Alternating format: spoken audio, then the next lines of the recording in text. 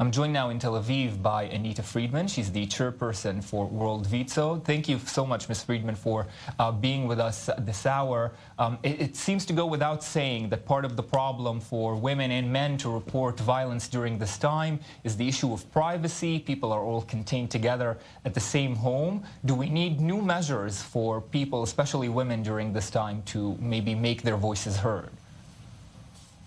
Thank you, Ayman. That's a very good question. The murder of these women in Holon was the tip of the iceberg that shows the horrible wave of violence that has erupted, not only in Israel, all over the world.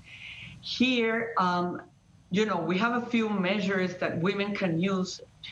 The fact that they're trapped in their home doesn't help. We have, of course, hotlines, but sometimes you can't even call a hotline because the husband is listening.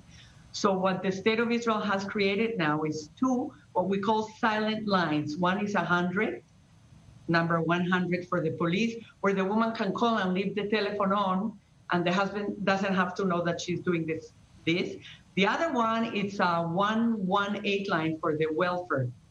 Now, the other measure that we, WIZO, encourage the welfare ministry to do is to open a new emergency shelter for the women that are during this coronavirus eruption.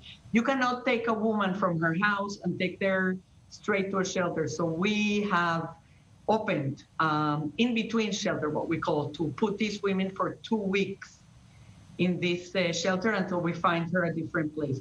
The other thing we have, which is unique to WIZO, is the hotline for violent men, where they can reach out and try and get counseling before they get to that step of becoming active violence. And on that point, Ms. Friedman, we know that women in Israel, of course, suffer violence regardless of the coronavirus pandemic. We just gave a little bit of those numbers, how many murders there are in Israel of women throughout all sectors of society. Where are we failing as a society that we can't keep this at bay? What else needs to be done that hasn't yet been done?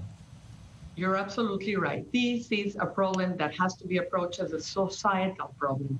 It's not a woman's issue. It's not even a family's issue. It's a societal issue. We need to approach it in a holistic manner.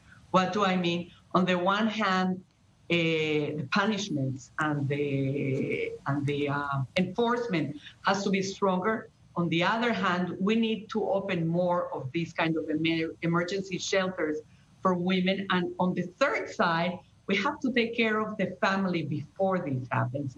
We in WIZO have emergency centers for prevention of violence, where families come together. We have to take care of this through the men, through the women, through the children.